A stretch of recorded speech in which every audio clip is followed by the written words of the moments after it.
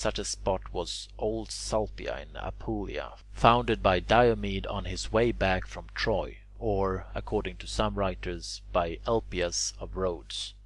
Year after year there was sickness, until finally the suffering inhabitants came with a public petition to Marcus Hostilius and got him to agree to seek and find them a proper place to which to remove their city. Without delay he made the most skilful investigations, and at once purchased an estate near the sea in a healthy place, and asked the Senate and Roman people for permission to remove the town. He constructed the walls and laid out the house lots, granting one to each citizen for a mere trifle.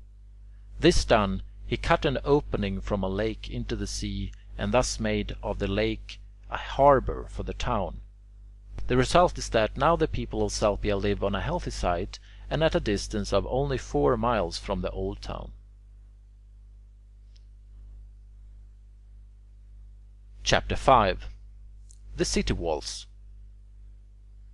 1. After ensuring on these principles the healthfulness of the future city, and selecting a neighborhood that can supply plenty of foodstuffs to maintain the community, with good roads or else convenient rivers or seaports affording easy means of transport to the city, the next thing to do is to lay the foundations for the towers and walls. Dig down to solid bottom, if it can be found, and lay them therein, going as deep as the magnitude of the proposed work seems to require. They should be much thicker than the parts of the wall that will appear above ground, and their structure should be as solid as it can possibly be laid. 2. The towers must be projected beyond the line of a wall, so that an enemy wishing to approach the wall to carry it by assault may be exposed to the fire of missiles on his open flank from the towers on his right and left. Special pains should be taken that there be no easy avenue by which to storm the wall. The roads should be encompassed at steep points, and planned so as to approach the gates not in straight line, but from the right to the left, for as a result of this the right-hand side of the assailants, unprotected by their shields, will be next to the wall. Town should be laid out not as an exact square, nor with salient angles, but in circular forms, to give a view of the enemy from many points. Defense is difficult where there are salient angles, because the angle protects the enemy rather than the inhabitants. 3. The thickness of the wall should, in my opinion, be such that armed men meeting on top of it may pass one another without interference. In the thickness there should be set a very close succession of ties made of charred olive wood, binding the two faces of the wall together like pins, to give it a lasting endurance. For that is a material which neither decay, nor the weather, nor time can harm. For even though buried in the earth, or set in the water, it keeps sound and useful forever. And so not only city walls, but substructures in general, and all walls that require a thickness like that of a city wall, will be long in failing to decay if tied in this manner.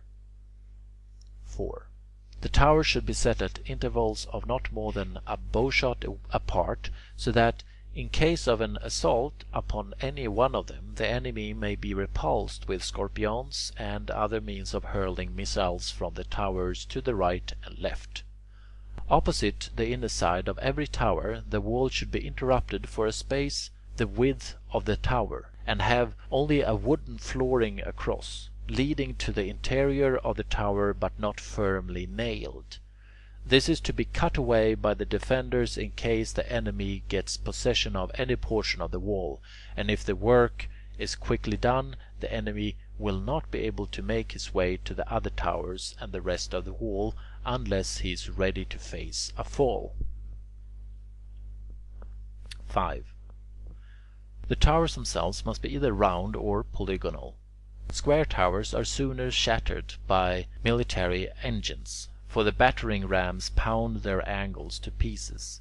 But in the case of round towers they can do no harm, being engaged, as it were, in driving wedges to their centre.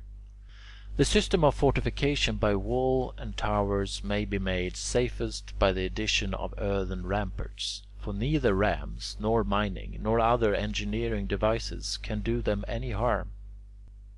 6. The rampart form of defense, however, is not required in all places, but only where outside the wall there is a high ground from which an assault on the fortifications may be made over a level space lying between.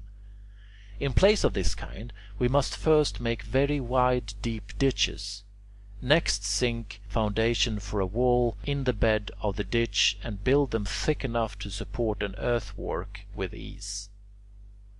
7. Then within this substructure lay a second foundation, far enough inside the first to leave ample room for cohorts in line of battle to take position on the broad top of the rampart for its defense. Having laid these two foundations at this distance from another, build cross walls between them, uniting the outer and inner foundation in a comb-like arrangement, set like the teeth of a saw.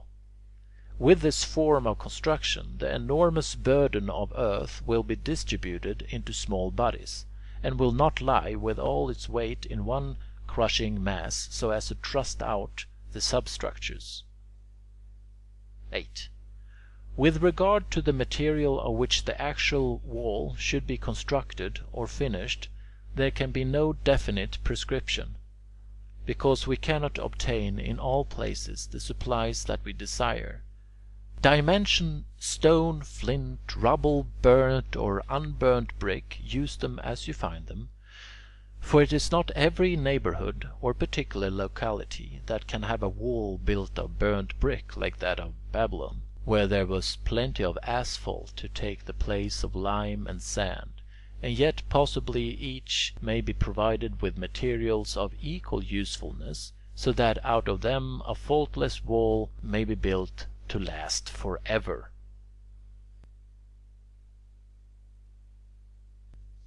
End of Book 1, Chapter 5.